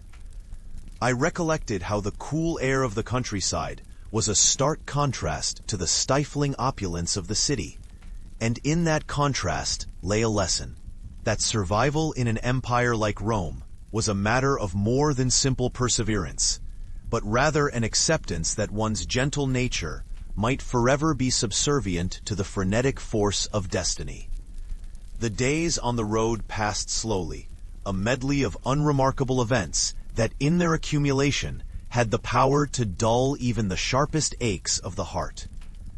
I encountered fellow traders, some of whom wore their scars both in face and spirit like medals of honor, and others who, like me, seemed slightly out of place. One such trader, a quiet man named Quintus, joined me for part of the journey. Quintus spoke little of his past, yet his silence was full of experiences that never needed to be uttered aloud. We discussed the textures of break time 500 milliseconds and our wares, the subtle differences in dye techniques, and even the method by which our families had passed down ancient trade secrets. In these shared moments of subdued conversation, I sensed an unspoken camaraderie. However, even in such moments, I was constantly reminded that the road ahead was fraught with dangers, both subtle and overt. The very act of traveling through territories that were still, in many respects, wild had its own set of perils, a fact not always balanced by the promise of prosperity. In the quieter hours before dawn, I would sit under the vast, starlit sky and imagine that perhaps the constancy of the heavens was a gentle reminder of all that was lost in the pursuit of power here in Rome.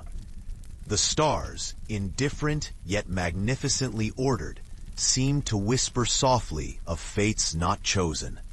I could not help but feel that my fate, too, was writ in a language as delicate as the fabric I had sworn to trade, a language that demanded a respect for beauty and nuance that the brutal necessities of survival often neglected. I pondered, with a sort of detached melancholy, whether there might have been another path available to one such as me, a life where one could celebrate the artistry of creation rather than be crushed beneath the relentless weight of ambition. Yet, as the harsh light of dawn signaled the beginning of yet another day, these thoughts were swept away by the pressing demands of business and the unyielding currents of fate. It was during one of these long trips that I encountered, quite unexpectedly, the great divides in Roman society that further underscored my inability to adapt. In a humble settlement on the fringes of the empire, I was invited by a distant relative to share an evening meal. The home was humble and unadorned, its walls covered in a patina of time and family history rather than opulent murals. I was welcomed with warmth, and for one night I allowed myself a reprieve from the cold calculations of commerce. Over a simple repast of barley, legumes, and a modest serving of roasted meat, I was joined by spirited conversation about the state of the empire, the whims of fortune, and the delicate intermingling of fate and choice. I listened, wide-eyed and hopeful, as my hosts recounted stories of valor and ambition, their voices rising and falling like the gentle cadence of a lullaby.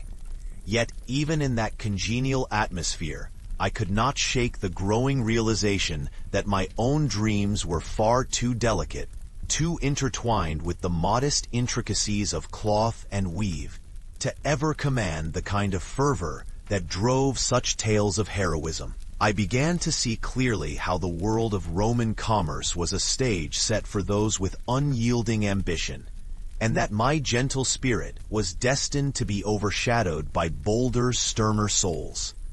On returning to Rome from that distant village, I carried with me a profound sense of quiet disillusionment.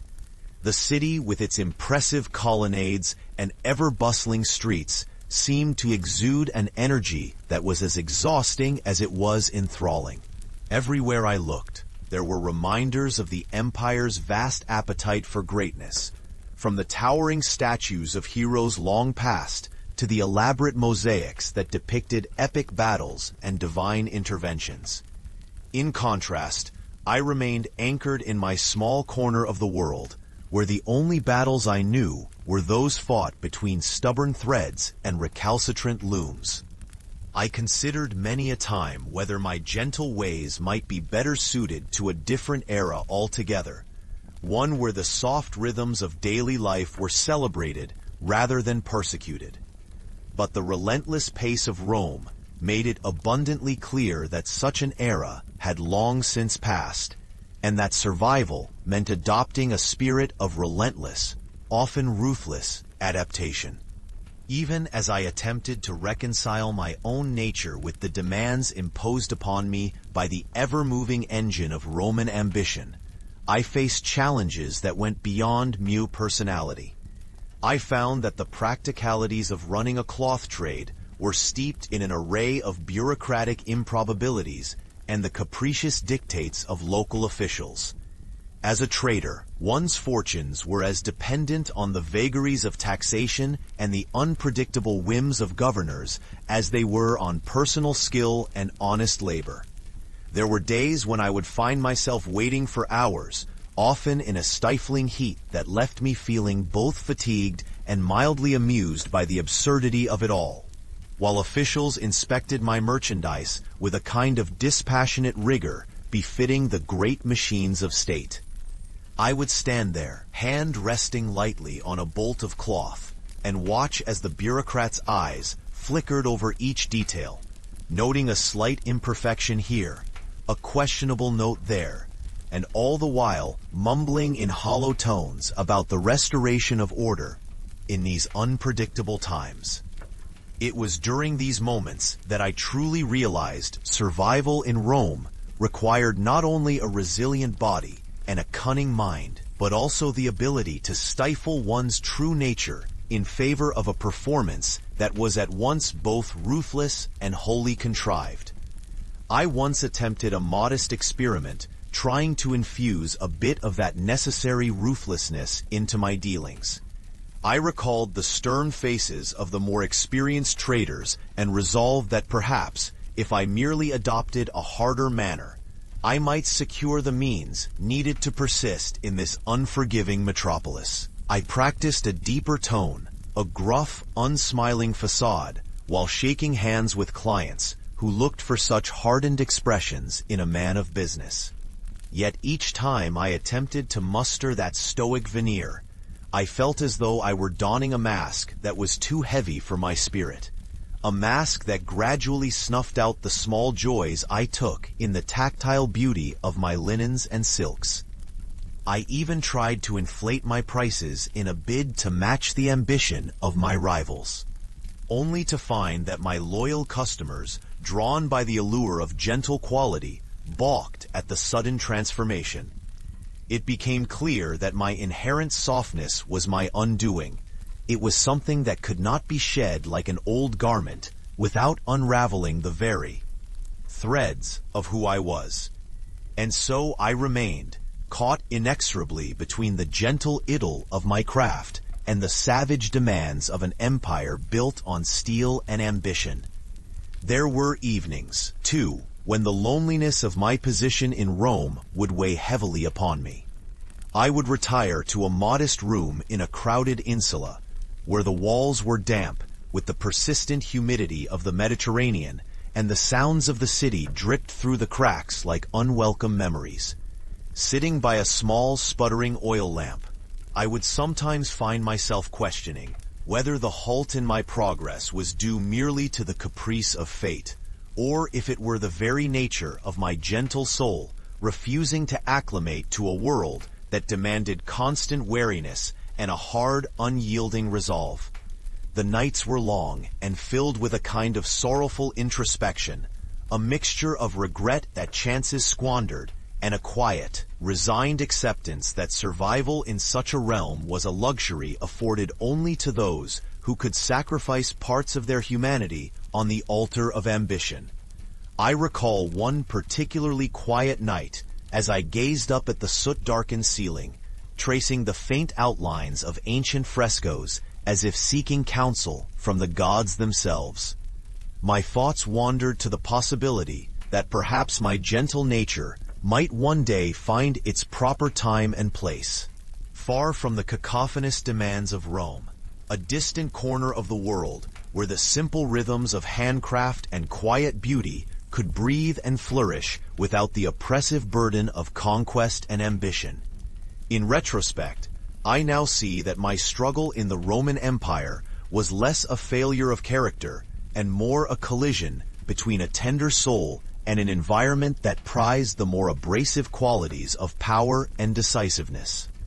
While many of my contemporaries thrived by embracing a splendid ruthlessness, I found myself increasingly paralyzed by the incessant pressures to conform to a model of success that was not my own. I often thought of the humble workshop where I had learned the art of fabric dyeing and weaving, a place filled with the gentle hum of labor, the soft aroma of fresh dye and raw wool, and the quiet companionship of fellow artisans who cherished the simple beauty of their craft. Those moments, so distant now, remind me that there is merit in gentleness, even if it is often disparaged in a world where survival depends on a much harder edge. I have come to understand that the very traits that rendered me unsuited for the treacherous milieu of Roman commerce, my patience, my unwavering attention to detail, my soft heart for artistry, are the ones that, in quieter times and more forgiving circumstances, might have allowed me a life of understated dignity. But in the ever-churning tide of empire, where each day demanded a fierce display of ambition and resilience, I was like a delicate thread easily frayed by the relentless pull of ambition. I watched from the sidelines as titanic figures, hardened and ruthlessly efficient, wove their own destinies with bold strokes and decisive actions. Their successes, grand and resplendent, loomed like monuments over the modest stall where I peddled my humble wares, a constant reminder that the world was not made for the gentle, tender craftsman. Now, as I sit in the soft twilight of my own existence, far removed from the tumult of those vivid, chaotic days in Rome, I feel a quiet acceptance of the fact that survival in that grand empire required more than the artful handling of cloth. It required a willingness to transform oneself into something unrecognizable. I think of the countless opportunities I must have let pass. The myriad moments where a sharper edge or a quicker wit might have meant the difference between thriving and merely existing. And yet, in the stillness of my later years, I find a certain peace in remembering that every thread in my life's tapestry, even those that frayed and unraveled in the shadow of Roman ambition, tells a story of quiet persistence and the beauty of a life lived in accordance with one's own gentle nature. Perhaps the gentle humor of fate was that I, a Roman cloth trader, could never quite secure my place amidst the relentless grandeur of an empire built on conquest and perpetual strife. It is a lesson in both humility and the importance of knowing oneself. I have often mused that had I been born in another time, or perhaps in a more secluded village, the beauty of my craft might have allowed me to recite my days in a tone of quiet success, unsullied by the jagged edges of Roman survival. Instead, I became an observer of the march of history, a quiet chronicler whose tale is marked not by heroic conquests or dramatic triumphs, but by the slow, steady rhythm of a life built on the threads of resilience, beauty, and a gentle refusal to be anything other than who I was meant to be. It is with a hint of wistful nostalgia that I recall the final years I spent in that great city, my existence now less defined by a fierce struggle for survival and more by a resigned acceptance of history's inexorable flow. I continued my modest trade, aware that each transaction was not so much a victory as it was another quiet stitch in the fabric of my soulful journey. I often paused to gaze at the ancient walls of the Forum, wondering how many lives had been sacrificed by the relentless march of fortune, and how many gentle spirits had quietly slipped away, unnoticed and unsung. In these moments, there was a small ironic humor in the idea that someone as delicate as I had even dared to step into an arena dominated by ambition and violence. Some evenings, as the gentle breeze rustled through the open window of my modest room, I would allow myself a rare indulgence of reminiscence. I recalled the early days when the empire seemed a vast tapestry of potential, a canvas on which each trader, regardless of nature, might carve out a place in the bustling mosaic of Rome. I thought of the countless hours spent meticulously preparing my fabrics, of the delicate balance between the promise of profit and the price of one's integrity, and of the subtle smiles exchanged with those rare souls who appreciated life's quiet nuances. I even remembered the whispered promises I had once made to myself that I would someday leave a legacy woven not with the coarse threads of conquest, but with the fine silks of genuine human connection and artistic devotion. Yet, the reality of Roman survival was unyielding. The empire, in all its glories and its relentless demands, respected only a form of success that left little room for the soft, gentle heartbeat of an artisan. It celebrated triumphs that echoed with the clash of swords and resounded with the roars of the multitudes, not the delicate rustle of cloth in a quiet stall on a busy market day. In that unremitting contest, I was as ill-equipped as a fragile piece of damask, placed amidst a storm of iron and ambition. In the end, I admit with a wry, almost affectionate sadness, that my inability to truly adapt to the ruthless demands of Roman commerce was not entirely a failure, but rather a reflection of the epoch itself. In a world where every minute was a battle for survival, every hour a duel of wits and wills, my quiet soul could only offer a small measure of what I believed to be true art. I learned to cherish the moments when a kind word or a gentle nod affirmed that, despite all the hardships, there remained a part of Rome that appreciated sincerity and the beauty of a well-made robe. It was a consolation, perhaps, that my life, however unremarkable it might have seemed in the grand narrative of an empire, was imbued with a tenderness that even the harshest critic might eventually recognize as rare. Now, as I trace the faint lines of my past with the serene care of one revisiting a beloved old tapestry, I cannot help but smile at the absurdity of it all. I was, after all, a cloth trader, the purveyor of finery in a marketplace that demanded the raw, unvarnished intensity of battle-hardened souls. My days in Rome were a medley of small mishaps, quiet revelations, and the slow, persistent cadence of a life that tried, in shimmering yet ultimately futile attempts, to honor the beauty of gentleness. It is said that history is written by the victors, and so it might seem that my humble efforts would be forever consigned to the footnotes, a gentle whisper amid the thunderous echoes of ambition. Yet in reflecting upon those times, I find a soothing sort of comfort in the knowledge that not every success is measured by the clamor of triumph. Sometimes, it is enough to have woven one's life into a delicate, intricate pattern that outlasts even the tempests of fortune.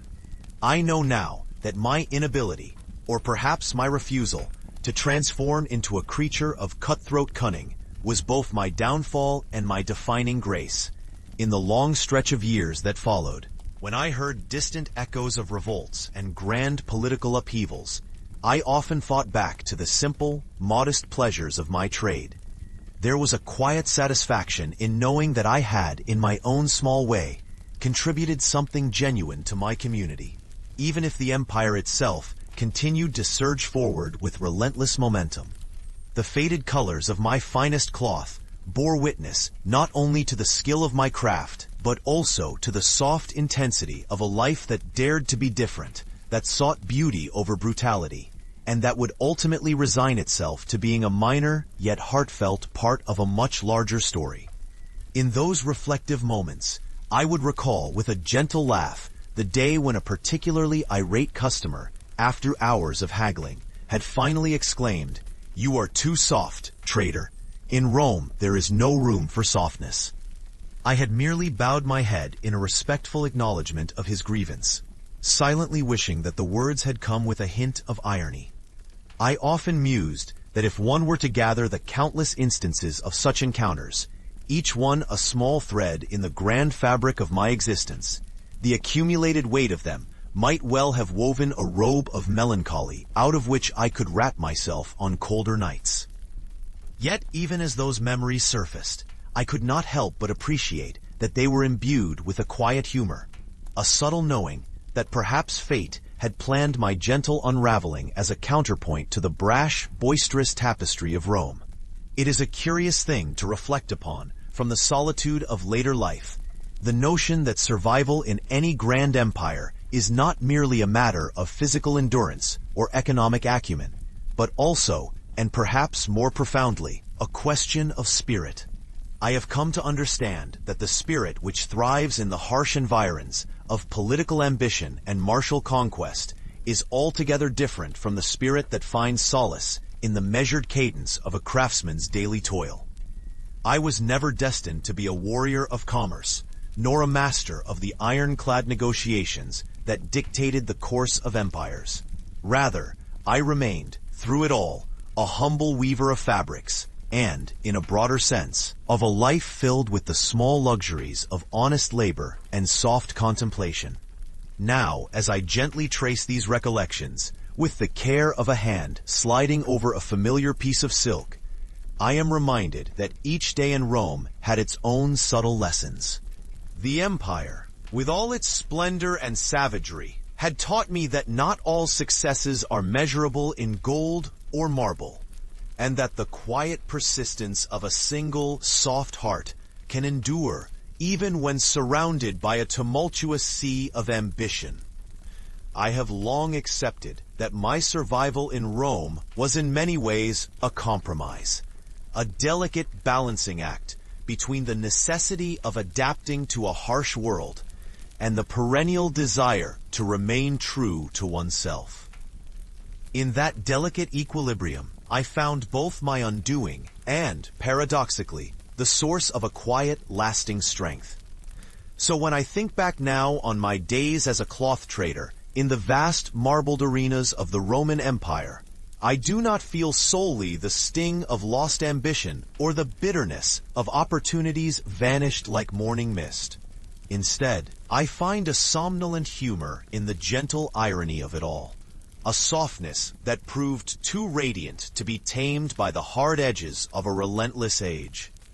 I can almost imagine, even as I sip a modest cup of wine under the benign glow of twilight years, that somewhere in the bustling markets of that ancient world, The memory of this gentle cloth trader lingers like a subtle pattern woven into the vast fabric of history. Perhaps, in a manner of speaking, my story is not one of failure at all, but rather a softly spun tribute to an existence marked by a quiet, unassuming dignity that survives even when the world demands something